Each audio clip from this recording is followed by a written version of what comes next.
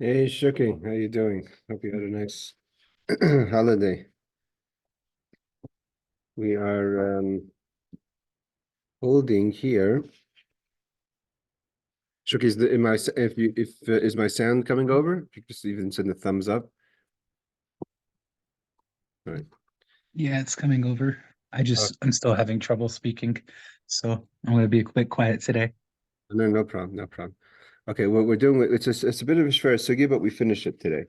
It's based on what we've learned before, which is the machlekes of Abai and Rava basically is if we're trying to figure out basically we compared on top of page top of page Ayin Hayom and Bay Al and Bays, we said that hey Bruce, we're on page 76A1. So I'm just getting a little recap. We said on top of page 85B that we have what's called we have the relationships of that the husband brings into the marriage, and we have we have relationships that the man has on his own. We have the relationships that the man can have with his wife. We have relationships that the woman brings into the marriage. So the difference is, of course, is that even again, like we spoke last week, children that were born out of wedlock or by rape. Again, we say rape is because if there's consent, it's a little different. But out of wedlock, biological children that are illegitimate, let's say, which we call them, those are his children. So we don't have enough verses that say spell out each situation. So we have to bundle it together, and we bundle together her children in the relationship to learn about his children. So if her children means she brings a daughter into relationship, into marriage. If you meet a woman and you like her, and then you like her daughter, and you're not married, there's nothing. I mean, I'm not talking about the ethics here, but I'm talking about halachically. There's nothing wrong for you saying, well, I'd rather date now the daughter than the mother. But once you marry the mother, you're no longer allowed to have any relationships with this woman or her children or any descendants from your wife. And there we do it. We have a verse that teaches us, and we have a verse that teaches about him, but we don't know the punishment. So we bundle it all together, and we say they're one group, and the punishment is burning for either of them. If it's consent, it's burning, and it's forbidden. And also we added in also that there's hazharas, the warnings. We don't have a clear warning for all of them. So the warning, for instance, we don't have a warning for a mother-in-law. So when we bundle it all together, we say we have a warning from the Torah, we have a punishment for the Torah, we know it's forbidden. Now the problem is that once we bundle it all together, we're trying to figure out what about cases that are exclusive to one or two of the situations. For instance, last week we learned about what about his mother, his own personal mother. Means his own mother is a shnia according to Torah. His own grandmother is a shnia according to the Torah. I mean, not your mother. Your mother's mother is a shnia, is a second. It's not punishable by death. So the question the Gemara had was, why don't we bundle it together? And just like her mother's mother is forbidden to you and punishable by burning, so too your mother's mother should be forbidden to you. So we had it. We had two answers. One answer was Abaye said he learns it from a pasuk. The verse comes to exclude your grandmother. It says about your mother imcha he, that your mother's forbidden to you. However, your mother's mother, the word he comes to exclude her mother. So Abaye kind of gets out of it via verse. Rava says, no, we're going to use it based on that you can't bundle it together because the punishment is not the same. So now we're going to come to a second case that we want to bundle together. What's the second case we want to bundle together? Is about his stepson's wife. Now, obviously, while his stepson is married, she's forbidden because she's a married woman, like any married woman. But the question A is the punishment. Second of all, let's say the stepson divorces or passes away. Is he forbidden to have any marriage or married relationship? Is he forbidden to marry his stepson's wife? Maybe he wants to marry his stepson's wife. So the Gemara says that we don't find anywhere that's forbidden. And so the Gemara says, 1 second, let's bundle it together. If his daughter-in-law is forbidden to him, why wouldn't his wife's daughter-in-law be forbidden to him? Again, there's absolutely no biological connection to that woman, not even to her son. The son is someone else's son, but he's married to that boy's mother. But there's no connection to forbid this stepson's wife to you. I mean, we're not talking about ethically, we're talking about halachically, and especially if the stepson passes away or is divorced. If they're still married, it's a problem of a married woman. It has nothing to do, but the punishment may be different. Okay. So the Gemara says like this. We're holding again, top of page 76a. I ma hu kalase asura, just like by the man, meaning we're separating the husband from the wife. We want to know what relationships could we continue to bundle together from when a husband and wife get together and they have children. Why aren't we adding a few more scenarios of a situation? One situation would be, now we're talking about her daughter-in-law. So you say imahu kalasai, his own daughter-in-law. Asura is forbidden to him, meaning to say is if your son marries a woman and that woman and your son divorces or passes away, obviously your daughter-in-law is never allowed to have a relationship with you. So imahu kalase asura. So let's maybe bundle it together and say afi, just so too by her, meaning that the husband's forbidden to kalasa, her daughter-in-law, means her own son that she brought into the marriage, married his wife, which again has no connection to the husband. Maybe we should bundle it together since he's married to this man's mother, to the man's mother, and therefore now his wife becomes, meaning his wife's daughter-in-law should become forbidden also, asura. And then we don't find that that's the case. It's not forbidden. So we're wondering why not. Rashi says, Afhi kalasa asura kiva and derabisa hascharm kinikevis. What's Rashi explains? Because we wanted to bundle together all the relationships between the males and the females, means his children and her children. Let's also compare the woman's children to the man's children. Let her relations be like his relations, and therefore and he should no longer be able to ever marry. Chaygrei is the name in Hebrew for a stepson. He should never be able to marry the wife of his stepson. And the lacha is that not only is it not forbidden, it's not a shnia, it's permitted, right? If I don't know if it would be permitted in the days that they married more than one woman. In the days they would marry more than one woman, and your wife's son passes away. I mean, besides it being extremely odd and inappropriate to bring into your marriage with your wife her ex daughter-in-law, but the halacha is that they're tzara. I mean, it doesn't say anywhere that's forbidden. I'm not sure halachically even that would be forbidden. But let's just talk normally. Let's say if he's ever forbidden, let's say his wife also passes away. But either way, there's nothing forbidden about his wife's son's daughter, a wife. It means his daughter-in-law through his wife. Then the question is why? Why don't we bundle it together? So Amar Abaya says again, because we have verses. The verses come to exclude this scenario. The pasuk says, there's a pasuk that says in Vayikra 18 that says, "Erves chalascha lo yisigala eishes binchahi." You're not allowed to have relations. The Torah says clearly, you're not allowed to have relations with your daughter-in-law. Again, we're not talking about while they're married, because then she's a married woman. But even after she's married, whatever the scenario would be, death or divorce, because Eishes bin Chahi, she's your wife, your son's wife. So Abaya says he looks at that pasuk and he says, Amar Abaya says, Amar Kra Eishes bin Chahi. Again, the word says he, that only your biological son's wife is forbidden to you. Mishum Eishes bin Cha mishum Eishes bina. And you're not liable, and it's not forbidden to you for you to marry or to have relations with your wife's son's wife.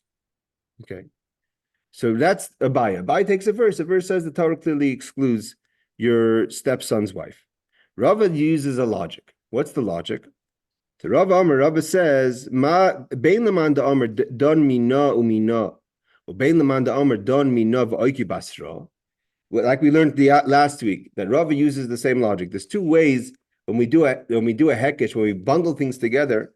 We either say that if you're bundling things together, if you're making a hekesh, if you're making a connection, they have to be exact. You can't just learn. You can't, for instance, say it's forbidden, but the punishment is different. If you want to learn from it, then the punishment has to be exactly the same. That's one opinion. The other opinion say no. You could have a hekesh, you could learn something from another scenario. And doesn't mean it has to be exactly the same. You could okabastre means you could put it on its other, you could rely on other things. It means if you have something else to rely on from your case, for instance, let's say what would be a scenario? The scenario would be the type of death. His children are not punished. His mother, let's say, is punishable by stoning. His mother-in-law is by burning. So we learned last time, according to the opinion, it says ukabastre. You could say, fine, that you could learn from the wife that the mother, your grandmother, is forbidden to you, but it could stay with the punishment of stoning. It's not a contradiction if it's a different punishment. If you say that you have to be exact, and if you want to say that you want to make your grandmother forbidden to you, it would have to be with the same punishment like your wife's grandmother.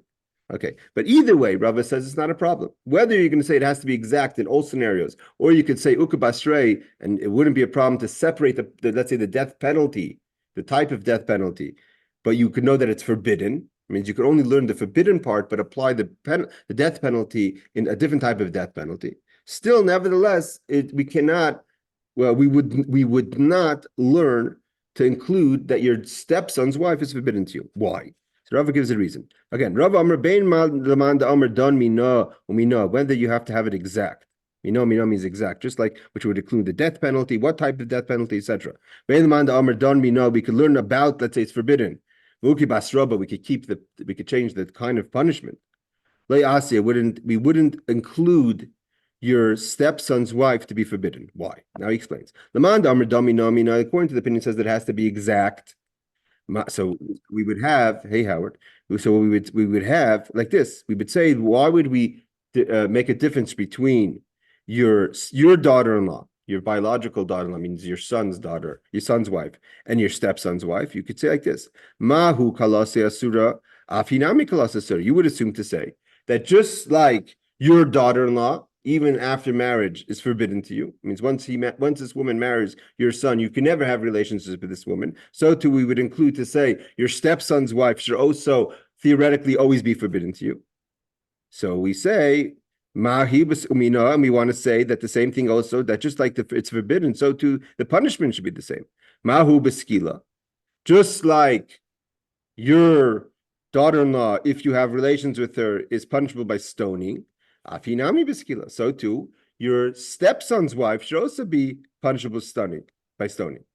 So then there's a problem. Why is the problem? Because we have to now see which is a more severe punishment.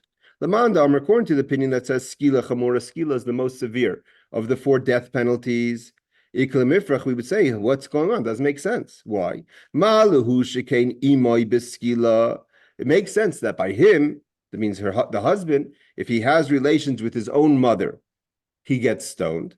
Tamer, we could say, bihi shima b'streifa. Void. So that, however, by your wife, her mother is only burnt. So if you get stoned for your mother, so then we could extend it to your son's wife. But by your wife's mother is punished. I mean, if you have relations with your mother-in-law, you get burnt, which is a lesser of a death penalty. So why would your daughter-in-law get stoned? And you have to stone her because it has to be exact. So why would your mother-in-law be burning, which is a less severe punishment, and your daughter-in-law should be stoning? It doesn't make sense. So once we can't say that because that would be non-logical. So therefore we have to exclude and say that we're not. Therefore we have to assume that there's no punishment. There's no forbidden. I just want to explain something. The challenge. See what Abaya says. Abaya makes it very clear. Abaya says this is a pasuk Torah that tells us what we're allowed to do and we're not allowed to do. Teaches us clearly and says, "Eishes binchahi." There's a pasuk that says that tells us the pasuk is literally telling us your daughter, your husband, your son's daughter, your son's wife is the only thing forbidden to you, not your stepson's wife. So if the Torah tells us that, Rava wants to use a logic. What's the case of Rava's logic? Rava's logic is that it gets twisted. Why does it get twisted? It gets twisted because then we have it doesn't make sense. Why would your stepson's wife have a more severe punishment than your wife's mother? Your wife's mother is more biologically related to you. You're married to her daughter. The Torah says you can't have relations with her mother. Here you're talking about your wife's son's wife. Literally no connection to this woman.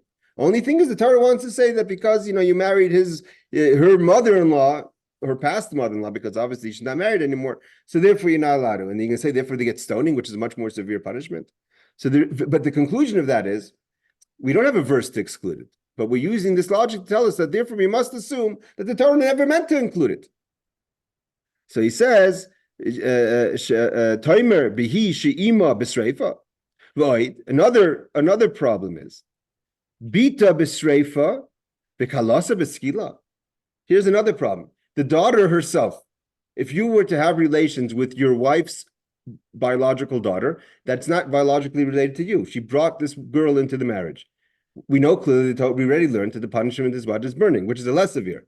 So the daughter gets a less severe, and the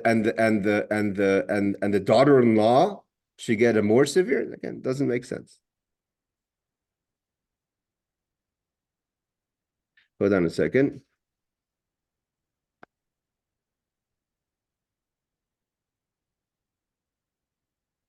That makes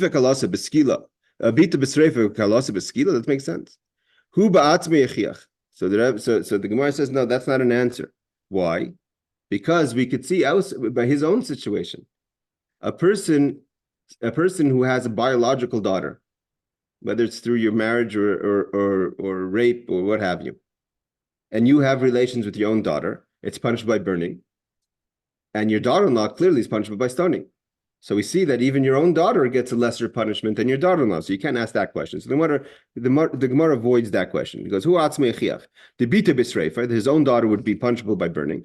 V'kalasoi, in his own daughter, in his daughter-in-law, which is less biologically related to b'skila, is by stoning." I just want to say, if you wanted to argue, you could still, in theory, use the difference, because your son's wife, there's no way to compare your son's wife to your stepson's wife. So to say that your daughter is punishable by burning, which is less of a punishment, but your daughter-in-law, means your biological son's wife, is stoning, which is more severe, I can understand that, because it's an offense to your son. Your son is literally your biological son, and you go and have relations with his wife.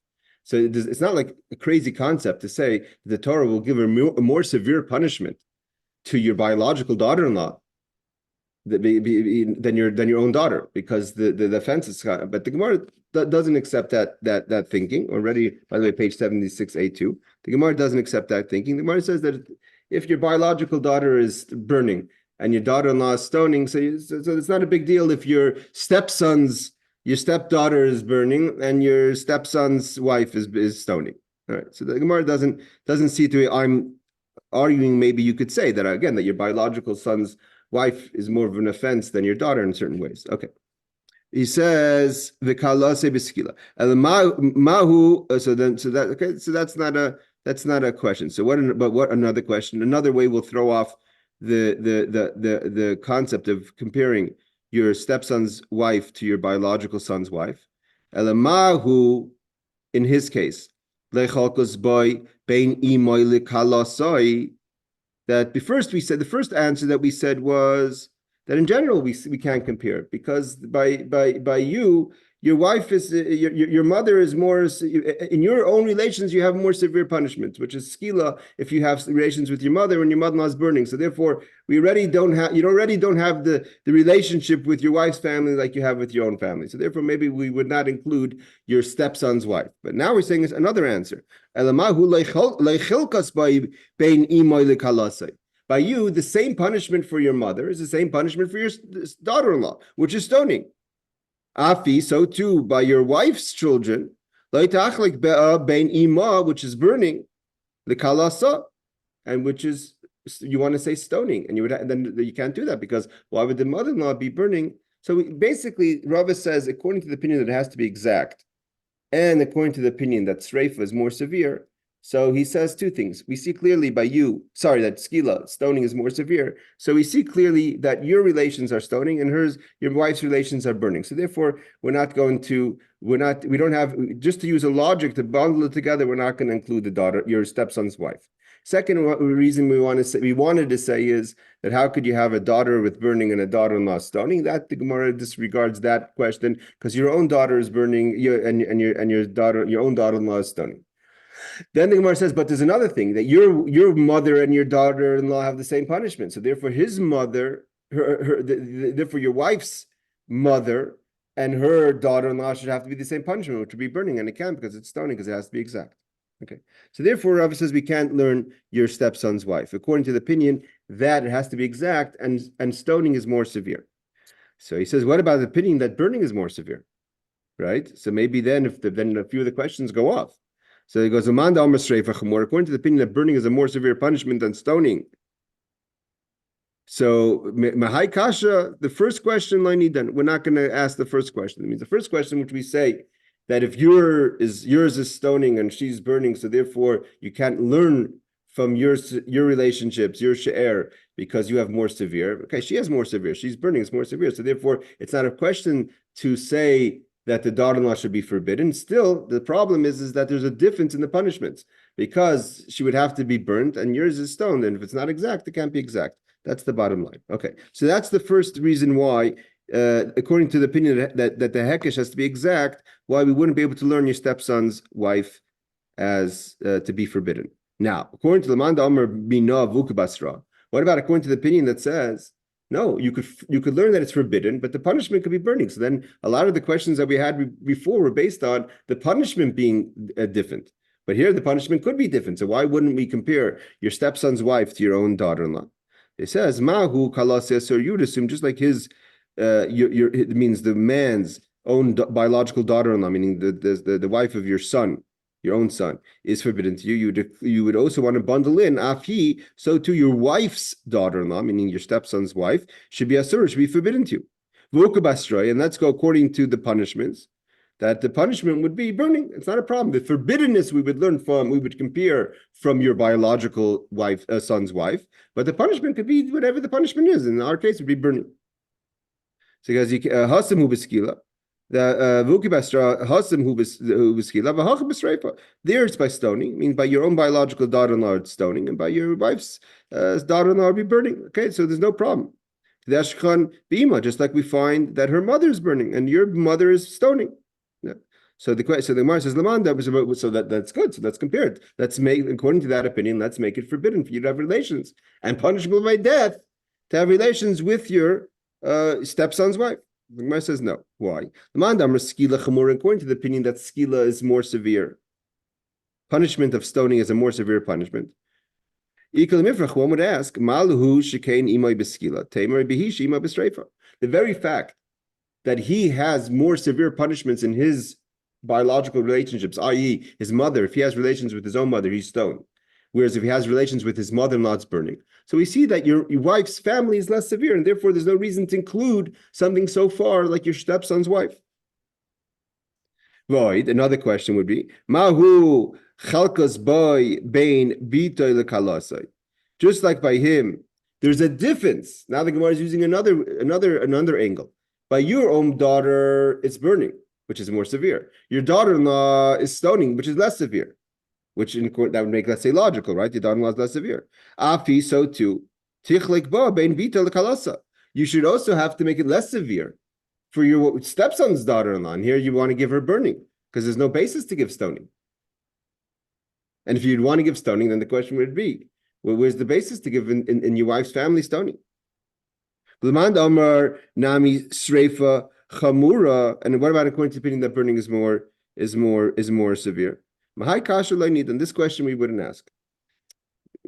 Basically, Rashi, there's a long Rashi over here, and Rashi says basically the very fact that we don't know what to do, because in theory, if you wanted to argue it and say that if stoning is more severe, okay, so we should have to give the daughter-in-law stoning. But it doesn't make sense because there's no stoning by your wife's family. So why would you give something more severe? So you say you give her burning, but by you, the wife, your own daughter and daughter-in-law have different punishments. So why would you have a different? Why would you have the same punishment for your daughter and your daughter-in-law by the wife? Okay, so the Gemara says but what about the case where burning is more severe? So if burning is more severe, So or you could say to give the daughter-in-law stoning, or you could say give her burning, whatever. Everything from your wife's family is burning. But the problem is that the we don't know. Then Rashi says we don't know. It's not clear what what we would do. Because it's not clear, you can't just punish someone and say that because there's so many, it could go any way.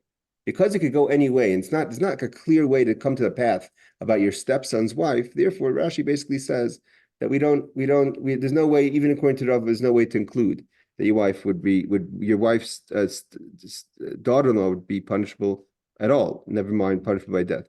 I just want to read a few lines from the Rashi because according to the one that doesn't have to be exact and says Sreifa is more chamur, in theory, you could say that your daughter-in-law should get Sreifa, and even though your daughter and your daughter-in-law have different punishments, that's because the Torah teaches us that. But but in the case where burning is more severe, already there's more severe punishments by your wife's family. That's what Rashi says. Rashi says, let's going to read it. Void mahu chalkas.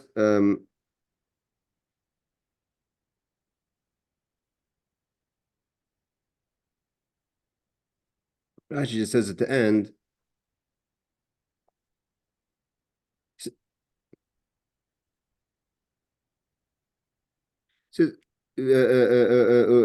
יש לך להחמיר בקלסים ויטה ואם בבוס לא יאמר כן, יקלמם דאין לך ללמד כן אלא שבס קלסה לאמא יהכד לקלסה שווה לאמא הילכה חיכה למאמר סקילה ויקלמם לפרח שריפה. Rashi basically says, according to Rashi, it turns out that there's no clear enough reason to hold on. I want to just bring up what he says over here. There's no clear enough reason to compare it in the case where ukabasra and sreifa is more chomer. So see over here, he says,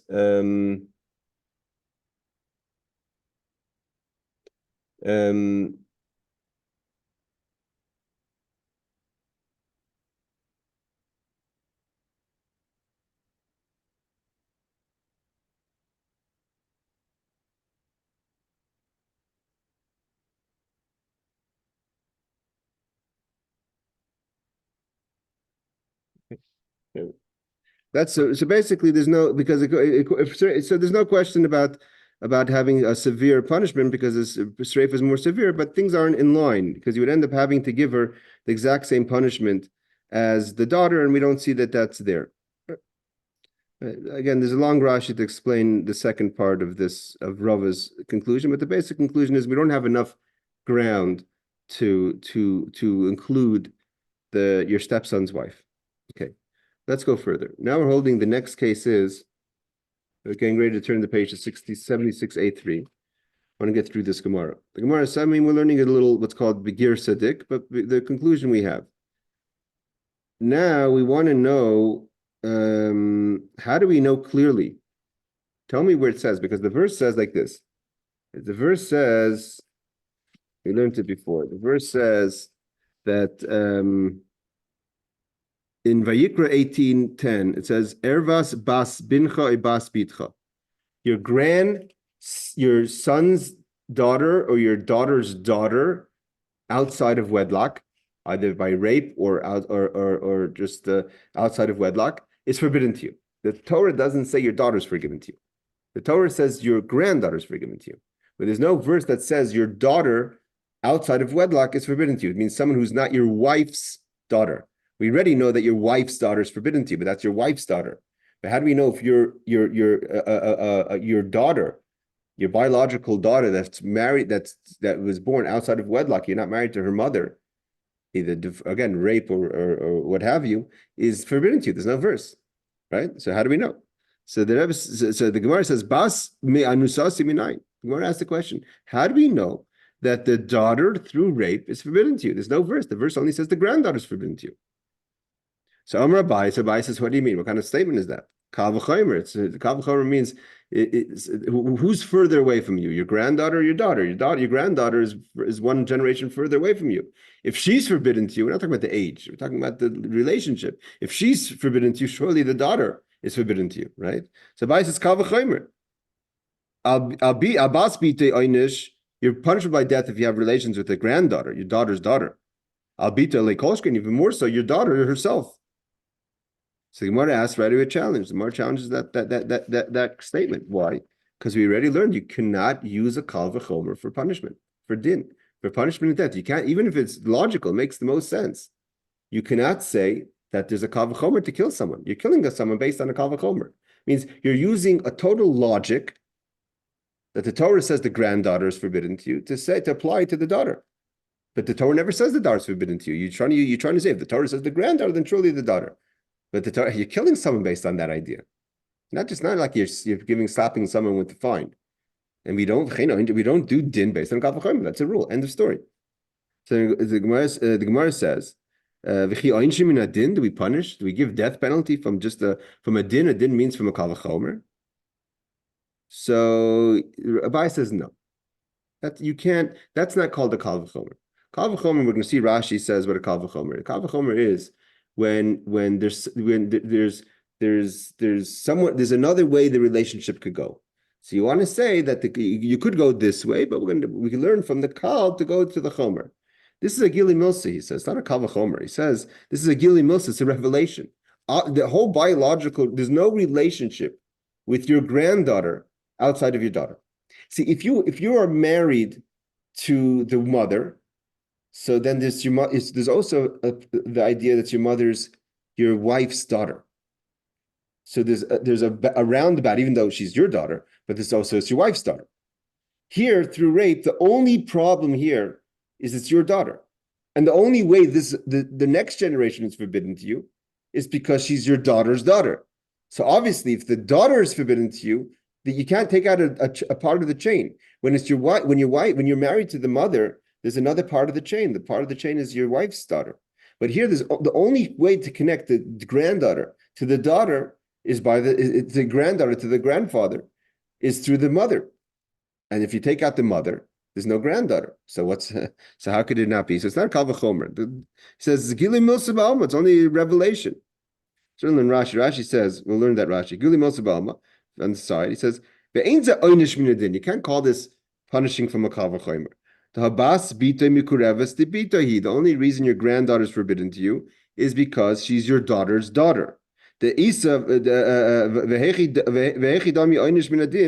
the case where we have a kal v'chomer and we say you're not allowed to use a kal v'chomer? It would be in a scenario, it could go in ervas achaischa, bas avicha or bas emecha.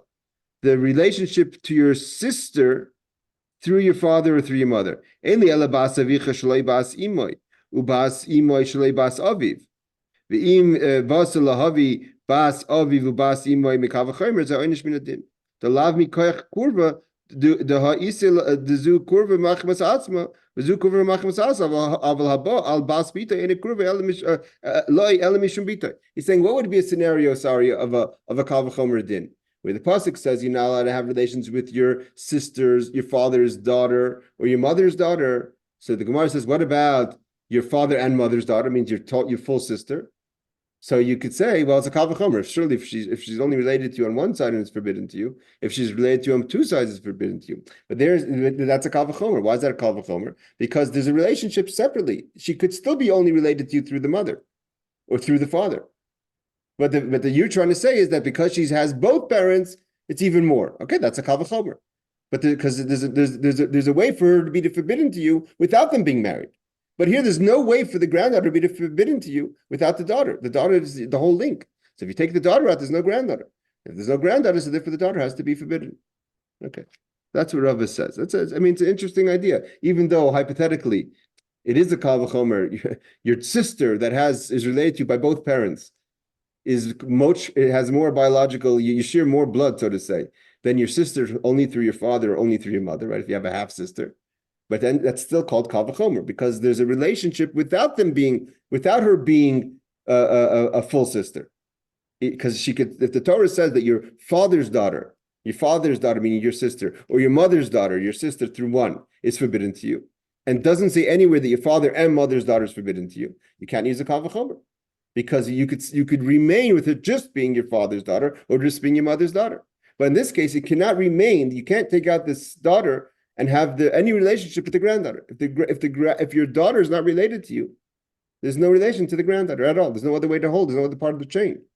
So therefore, it's a gili milsa. That's the difference. It means it's so clear the Torah doesn't have to tell us that. Basically, It's not that Abai is saying it's so clear that the Torah doesn't have to tell us that. The Torah is telling us that. By telling us the granddaughter is forbidden, it's telling us, Gilui Milsa is revealing to us that the daughter is also forbidden. Otherwise, there would be no relationship with the granddaughter. Okay, so the Gemara says, so Rav, that's what Abai says. Rav Amar, Rava says, go a little further, Rava says, that he says, Omer le Rabbi Yitzchak bar Avdimi, we learned this before on page 85, that we bundle together, again, the wife's family with the wife's relationships with your relationships. And it says, Heina, it says, Heina by your granddaughters. The word Heina. Exact wording is, it says, the pasuk says in Vayikra 18:10 that Ervas bas bincha bas bitcha, the relationship of your granddaughters, either your son's daughter or your daughter's daughter. Lo yitzigal ervas, and you're not allowed relationships with them. Ervas heina. It's an erva, and it says the word heina. Then about your wife's daughter, it says ervas eishes ubita lo yitzigal es bas bina es bas bita lo yitzigal es ervas ervasa sheira heina. It says heina. So therefore, we learn that you're not allowed to have relations with your wife and her daughter, which is your daughter, also, which was included. And so it says Heina, and then it says Zima, and then it says the next pasuk says V'isha yikachas isha v'es ima zimahi, and then it says Be'esh Yisrafu. So we put the words Heina, Heina, Zima, Zima, and we bundle three verses together to include your relationships, her relationships, and the punishment. That your daughter, your granddaughter, her daughter, her granddaughter, her mother, her mother's mother, her grandmother, all that, but we have in all the relations that are mentioned in the Mishnah are all forbidden and punishable by burning. Okay, so Rava says that by putting together a double hekesh, heina, heina, and zima, zima, bundles together everything, and therefore we know that your daughter is forbidden.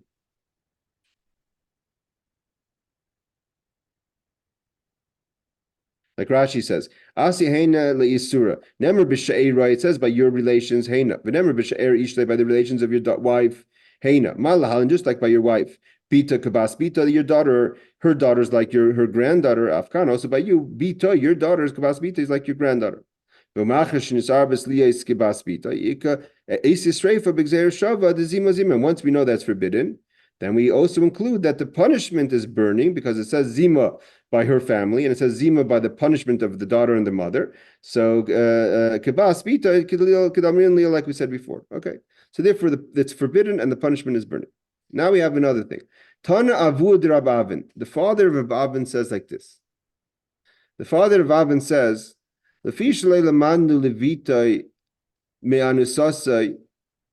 we don't have anywhere clearly the verse that says your daughter by rape. Again, once you have a marriage and a relation and a marriage, and she either brings in a daughter or you have a daughter with your wife, that we have verses. We don't have a clear verse to make it forbidden for your daughter via rape. It means not with no relationship, no marriage relationship to the mother of this girl. You just had relations outside of marriage, let's say by rape, and therefore you only have a relationship with the daughter, nothing to do with the mother, right? So that's what we ask. So Bias says it's Gilui Milsa. Of course, the Torah says the granddaughter is forbidden, is coming to teach us, also the mother is forbidden. Rava says we include it from Heina Heina. So we bundle it all together. And so here, the father of Rab Abin says differently. He says, because there is no verse that tells us clearly that your daughter via rape is forbidden to you. So that a person. So what's the pasuk say? The actual pasuk says in Vayikra 21:9. The classic understanding of this verse is, what happens if a Kohen's daughter has relationships, obviously, while she's either engaged or married? A Kohen's daughter, I mean, the people who want to understand the plain text of the verse, to understand that just a Kohen's daughter, just even if she's single, has relations, gets burnt, that's not the translation of the verse. The verse means that she's forbidden, but what means she's already locked into a relationship either by engagement or marriage, right? So the question is, what's her punishment if she has relations? So being that she's a Kohen's daughter, She has a special punishment. I mean, a regular woman would get, we learned already before that if she's engaged, she gets stoned, and if she's married, she gets choked. But what's the case of a Cohen's daughter? Cohen's daughter, she's something special. So there's a machlokes if it applies if she's married also. But for sure, if she's engaged, the Torah gives her a special punishment. The Torah teaches us that she gets burnt. Okay? So the Torah says, so this is the verse. The verse says in Vayikra 21, Ubas ish kohen, a daughter of a Kohen, kisechel liznais, if she has relations, as avia yich mechalel, she's, so to say, desecrating her father's status as Kohen, and therefore Beish Sarf she gets burned. This is one of the bases that burning is more severe than stoning, because we're giving a special punishment to the daughter of a Kohen, so surely that the punishment is burning is more severe than if she'd get stoned. Because if a regular engaged girl got stoned, why are we making a big deal about the Kohen's? Why? And then we downgrade the punishment. Well, that's another conversation, another Gemara we learned before. But he says, so now Reb Avin says this. So the literal translation of the verse is that an engaged Kohen's daughter that has relations while she's in her father's home because she's engaged and she's waiting to be married, she desecrates her father's home. So according to the opinion, it's only talking about while she's engaged. We give her special punishment, she gets burnt. Where do we have a case like that in the Torah? But like we said last time, the case of Tamar. Tamar is living in her father's home. She's betrothed, supposed to be getting married to Yehuda's third son. Yehuda doesn't give her the son. Yehuda goes and has relations with her himself. She gets pregnant and he wants to burn her because she's the daughter of Shem or the granddaughter of Shem, and she's a Bas Kohen. But the Torah tells us clearly a daughter of a Kohen gets burnt. Now, so the father of Reb Abin says, one second. The verbiage and the language of the pasuk is a little challenging. Why? What the pasuk says, "Ubas ish kohen," this daughter of a man who's a kohen. The Torah could have just said it clearly. The Torah is very careful in its language, right? The Torah could have just said the daughter of a kohen, ubas kohen, the daughter of a kohen. Why does it have to say ubas ish kohen, the daughter of a man who's a kohen? That seems to be an extra word, the word ish. So Rav Abba Bad Adin is going to come to say, it's coming to teach us another problem. Means the classical problem is the daughter of a Kohen has relations while she's engaged, she embarrasses her father. The Rav Adin says, what about if her father has relations with her? The Kohen himself has relations. He goes, that's what the Torah is coming to teach us. The Rabas Ish Kohen, that she's only the daughter of a Kohen, meaning to say the father had no relationship with the mother, that if he has relations with her, he gets, then the punishment is burning. And we see clearly that's coming to teach us that your daughter through rape is forbidden to you. Why couldn't the Torah tell us clearly in another way, i.e., that your daughter is forbidden to you, and then we don't have to learn it like hop around? But that's the way Reb Abba Bar Adin understands it. The father of Reb Abin says like this: because we don't know clearly that your daughter via rape herself is forbidden to you. The pasuk only tells us about your granddaughter via rape, means your daughter's daughter is hutzrach hakasev leimer bas ish kohen. That's why we add the word ish. Ima bas kohen he besreifa, because just like the daughter of a kohen, that she gets burnt ve'ein ba'oila besreifa, but the Gemara says, 1 second. If you want to learn it from there, that the whole basis that you know that your daughter is forbidden to you is from the fact that it says a bas ish kohen, and it's talking about a scenario specifically about a kohen. So what is the law of a kohen? We know that the law of a kohen is that in a classical case where a woman has consensual relations with a man while she's engaged and she happens to be the daughter of a kohen, what's her punishment? The punishment says that her punishment is burning. What is his punishment? His punishment is choking, meaning the man who had relations with her. He's having relations with an engaged woman. It's forbidden. But he doesn't get burning. The burning is only for the daughter of the kohen, only the woman in the relationship. So the Gemara says, 1 second. If you want to learn from that verse, Ima Bas Kohen, in the case of a classical case of a Kohen, means that the woman's engaged and she has relations with someone else. He besreifa, she gets burnt. Ve'ein ba'ula besreifa, but the man who has relations with her doesn't get burnt. Af bita min esasai, so too we would have to think that also your daughter that you have to rape, whether she's a Kohen or not, because once it's your daughter and we want to include it in forbidden, then it is all your daughter. Anyone who has relations with their daughter, it's punished by burning. But we're learning from the case of a Kohen. So we would think maybe Ba'ula, the father who has relations with his daughter, should get choked and not get sreifa. But we say in our Mishnah that if you have relations with your wife's daughter, you get burnt. Why with your daughter would you get choking and not burnt? If the only source of that is the case of Kohen. So Abaye says, even though Abaye doesn't need that verse, he uses the word, he says gilumil, so that the Torah itself is telling us that, but he comes to answer the question. Amar Abaya, Amar Kra Esaviya Himachalelas. The pasuk continues and says that she desecrates her father. Mish Mechalas Avia Yatza Zusha Avia Mechalala. So the only reason why did we separate the burning of the man, let's say your daughter has relations with someone else, is because the daughter did something to desecrate your family name with someone else. But if you're the one who sleeps with your daughter, so you've caused it to happen. So you caused your family shame. If you caused your family shame, so then there's no reason to separate the punishment. You would have the same punishment like your daughter, which is burning. That's Abaya's way of thinking. So Abaya says, which is clear. Abaya says, Omikra, the pasuk says, Aviyah Mechalelas. In a case where she has a relation with someone else while she's engaged, Misha Mechalelas Savia, Yatzazu, Shavia Mechalala. Your father's the one who desecrated you. So she's going to get burning and you're going to get choking? Doesn't make sense. Rava says, no. Bishlei Mahasam, in the case of when the daughter has relations with someone else, Afkisa Medina de Bas Koin, Vakmisa Adina de Bas Yisrael. That the punishment, the reason why the boyala, the person who has relations with your daughter, if you're a kohen, it gets choked and not burnt, is because we say we have a fallback plan. We say that for you, as far as the man's concerned, he's not thinking basically. He's not involved that she's a daughter of a kohen. He wants to have relations with an engaged woman, with a woman that's engaged. Just like in any other case, if she wasn't a daughter of a kohen, you would get choking. So you fall back on that punishment because there's no reason for us to upgrade your specific punishment just because she's a kohen. But by the father, there's no if you just have relations with another woman, then she's not married because it's not the reason why your daughter is forbidden to you is not because she's married or engaged, because she's your daughter. Even if she's single, you'd get punished with death. So there's no fallback plan. The only reason is because she's your daughter, and the reason, how do we know that that your daughter is forbidden to you in the case of a kohen? So, and that says burning. So therefore, your punishment be burning. I hope this is understood, but this is the Rav. The Rav again is using the logic here. Rav says Mishlei Mahasam in the case of another man who has relations with your daughter while she's engaged. So Afkisa Din the Bas Kohen, we say, okay, we're not going to judge him for having relations with an engaged girl who's the daughter of a kohen. We will put him in a scenario, Adina de Bas Yisrael, just like he would have relations with any girl who's engaged. And that would be the punishment of choking. However, the case with the father, Adina de Man Mukmislai, where can we put him? The only reason he's getting punished because he's sleeping with his daughter. Adina de Pnuya, if you want to say you want to compare it as if he had relations with another single woman, it's not forbidden to him. He's allowed to have relations with a woman who's not married. He's not allowed to, but he doesn't get punished by death. Right? You're not supposed to have out of wedlock relations. You don't get punishment by death if a woman's single and you have relations with her.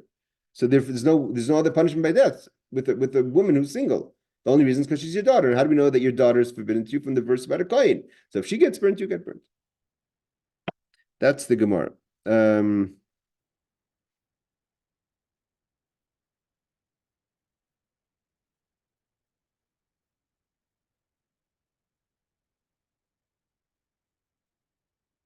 Let's just go a little further because I want to finish this Gemara. I hope you guys just stay with me. We're holding 76a4.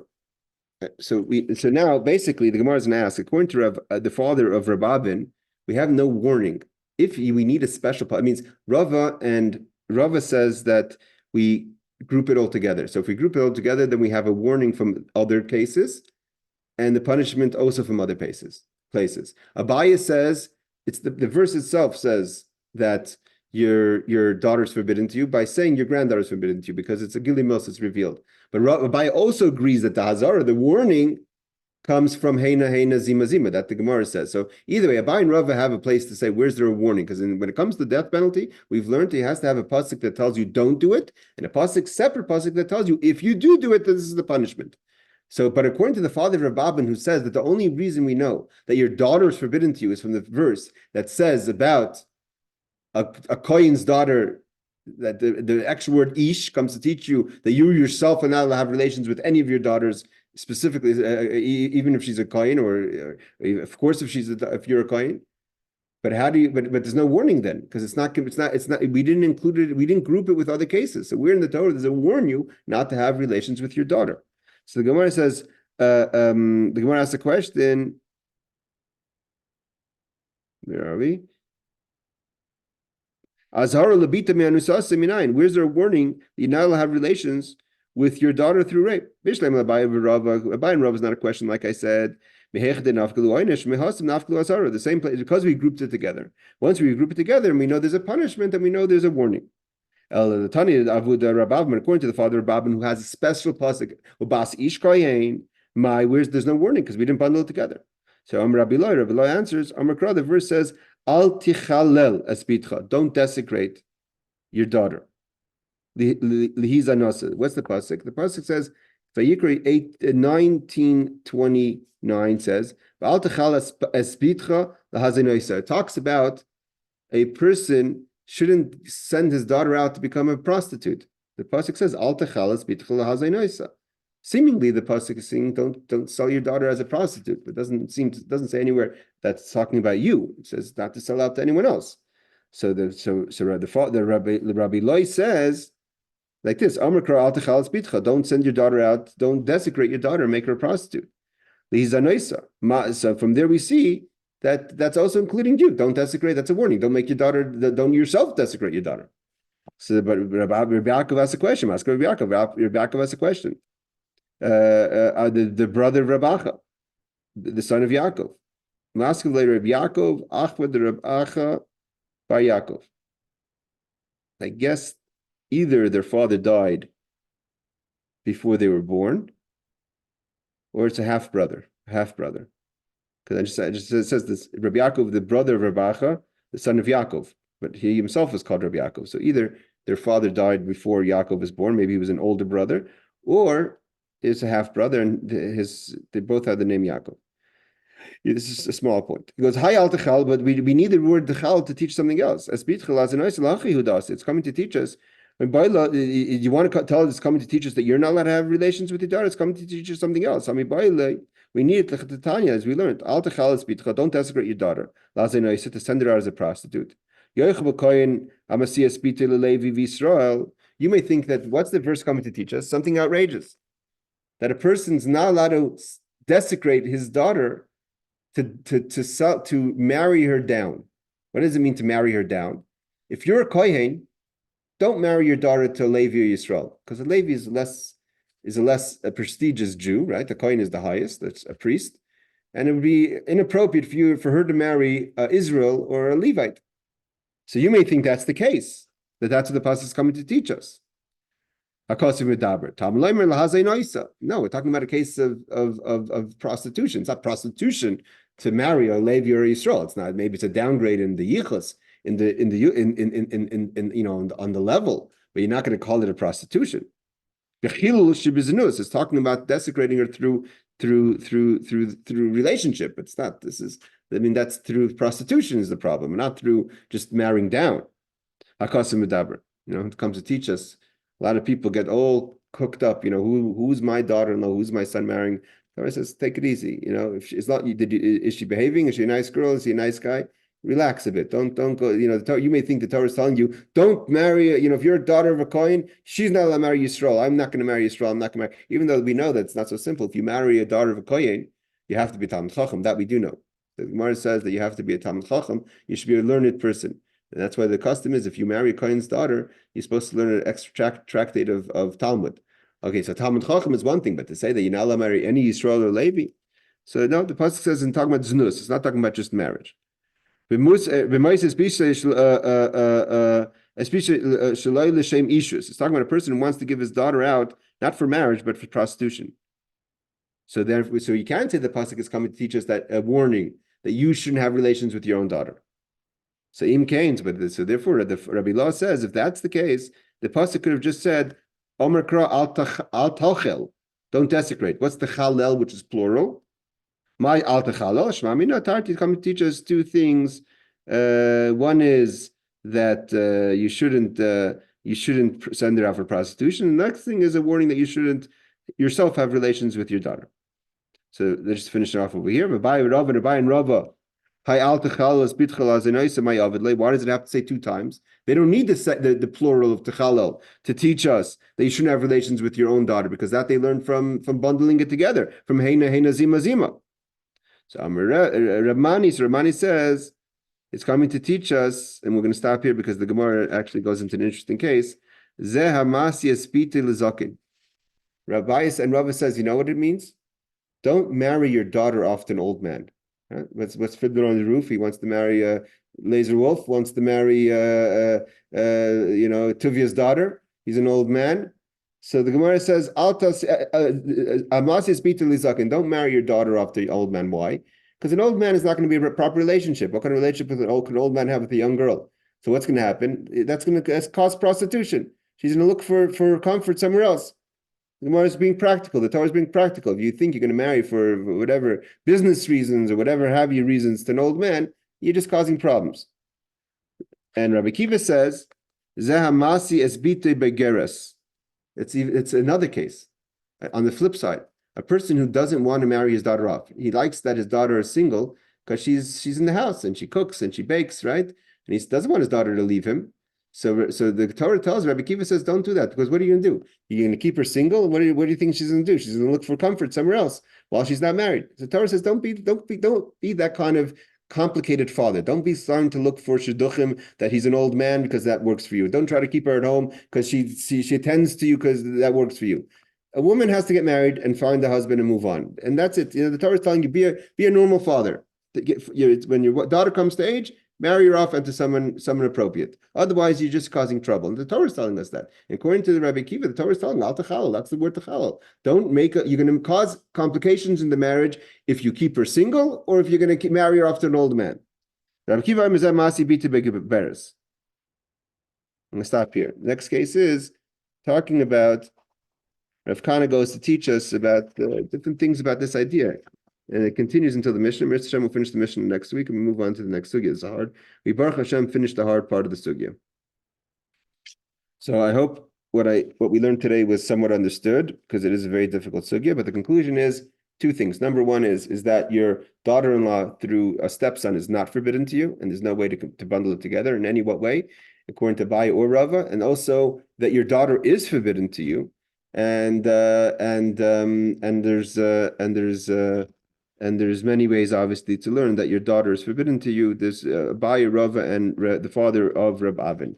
All right, everyone, gentlemen, have a nice day and Shavua Tov. Take care. Laila Tov.